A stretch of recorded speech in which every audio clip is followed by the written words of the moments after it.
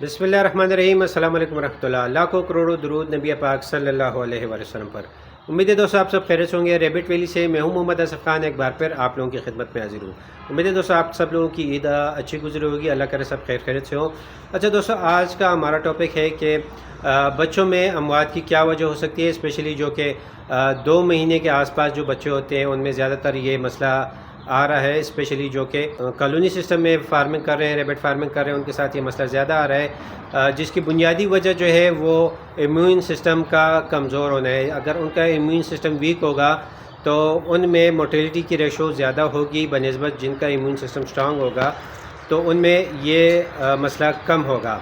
और वो colony system में इसलिए ये मसला ज़्यादा होता है क्योंकि उनको दूध जो है बच्चों को वो कम टाइम में मिलता है, मतलब 1 महीना या उससे भी कम टाइम उनको माँ का दूध मिलता है, जिसकी वजह से इम्यून सिस्टम जो है वो कमज़ोर रह जाता है और बच्चे भी कमज़ोर होते हैं।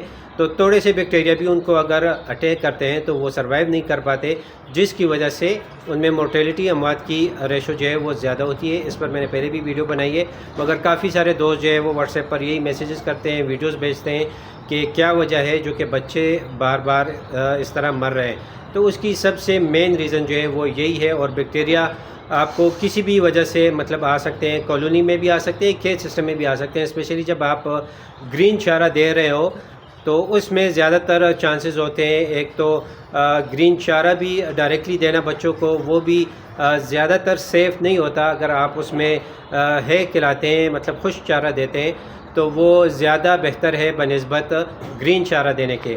तो आपको चाहिए पहले कि अगर आपके पास लूसन या कोई भी चारा खुश्क फार्म में है तो आप उस तरह दें। तो आपको चाहिए कि अगर आप खुश्क चारा देते हैं तो ज़्यादा बेहतर है, नहीं तो उसको ग्रीन चारे को भी थोड़ा टाइम आप या धूप में रखें, अगर धूप नहीं है तो हवा में रखें, और वो थोड़ा टाइम गुजरने के बाद या एक रात गुजरने के बाद आप उसको फिर खिला सकते हैं, तो वो भी जो ग्रीन चारा है उससे बेहतर होगा। जैसा कि मैंने बोला कि ये ज़्यादातर जो है ये बैक्टीरियल डिजीज़ होती है, आप बैक्टीरिया की वजह से मोर्टेलिटी ज़्यादा होती है। तो आपको चाहिए कि इस चीज़ का ख्याल रखें, और उसमें एहतियात के तौर पर आप इसका इलाज जो है वो डार्विसल जो मेडिसन है आप उसका इस्तेमाल कर सकते हैं। साइड में आपको पिक्चर जो है वो साइड विंडो में आपको नज़र आ रही होगी। इसका तरीके इस्तेमाल में आपको बता दूं, अगर आपके पास ये डिज़ीज़ आ गई है, ये बीमारी आपके सामने आ गई है और अमवात शुरू हो गई है, तो आपको चाहिए कि ये जल्द अज जल्द ये इस्तेमाल करें। और 1 लीटर पानी में ये आप 3 ml कम से कम ये 1 लीटर पानी में आप दें। अगर आप बोतल में पानी पिला रहे हैं तो 1 लीटर पानी में 3 ml दें, नहीं तो अगर खुले बर्तन में डाल रहे हैं तो वो भी आप देख लें कि उसमें 1 लीटर पानी आ रहा है या आधा लीटर आ रहा है, जितना भी आ रहा है उस हिसाब से आपने देना है कि 1 लीटर में 3 ml आपने डालने हैं।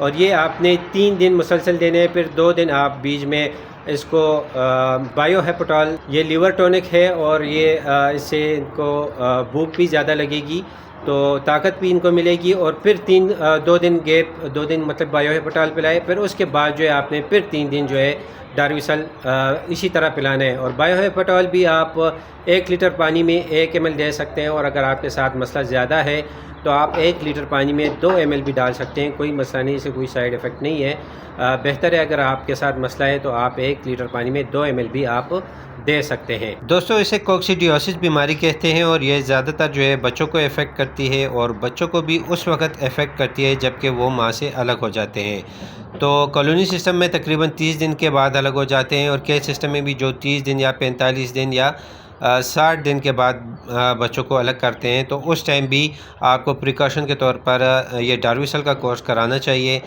ये उन बच्चों को ज़्यादा इफ़ेक्ट करते हैं जो कि माँ का दूध जिन्होंने कम पिया होता है और उनका इम्यून सिस्टम जो है वो कमज़ोर हुआ होता है। जब भी इम्यून सिस्टम कमज़ोर होगा तो वो उन बच्चों को डायरेक्टली इफ़ेक्ट करेगी, और वो बच्चे सर्वाइविंग उनका थोड़ा मुश्किल हो जाता है।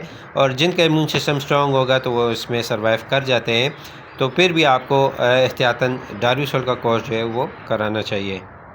और अगर आपके साथ ये मसला नहीं है और आपके बच्चे माँ से अलग हो गए, तो फिर भी आप इस तरह कर सकते हैं कि प्रिकॉशन के तौर पर आप जितने भी रैबिट है या फार्म में जितने आपके पास जो बनीज़ आए हैं आप उनको दे सकते हैं। आप फिर 1 लीटर पानी में 2 ml डाला करें, اور آپ وہ پورے فارم میں جتنے بھی ریبٹس ہیں آپ ان کو پلا سکتے ہیں۔ یہ زیادہ تر اٹیک جو ہے یہ بنیز پر ہی کرتے ہیں، بڑے جانور جو ہے وہ سیف رہتے ہیں، ان پر زیادہ اٹیک نہیں کر سکتے کیونکہ ان کا امیون سسٹم کافی اسٹرانگ ہوتا ہے۔ تو بچے جو ہے وہ اس سے زیادہ افیکٹ ہوتے ہیں، تو آپ کو چاہیے کہ بچوں کو زیادہ تر یہ دوائی آپ جو پانی میں ہے یہ آپ پلا سکتے ہیں۔ یہ کورس آپ مہینے میں 1 مرتبہ کر سکتے ہیں، اور امید ہے انشاءاللہ کہ آپ کے ساتھ یہ مسئلہ ختم ہو جائے گا اور موٹیلٹی جو ہے وہ کنٹرول ہو جائے گی۔ امید ہے کہ جتنے دوست مجھ سے پوچھ رہے تھے ان کو سمجھ آ گئی ہوگی۔ اگر پھر بھی آپ لوگوں کو سمجھ نہیں آئی اور آپ لوگ نہیں سمجھے تو آپ میرے واٹس ایپ پر رابطہ کر سکتے ہیں۔ واٹس ایپ کا نمبر آپ کے اسکرین پر نظر آ رہا ہوگا۔ تو امید ہے دوستوں آپ لوگوں کو آج کی ویڈیو پسند آئی ہوگی۔ ویڈیو پسند آئی ہو تو ویڈیو کو لائک، شیئر اور کمنٹ ضرور کریں۔ چینل کو سبسکرائب کریں، بیل کے آئیکن کو پریس کریں تاکہ ہر نئی آنے والی نوٹیفیکیشن آپ لوگوں کو بر وقت مل سکے۔ ملتے ہیں انشاءاللہ کسی نئی ویڈیو کے ساتھ۔ اپنا ڈھیر سارا خیال رکھیں، مجھے دعا میں یاد رکھیں۔ اللہ حافظ۔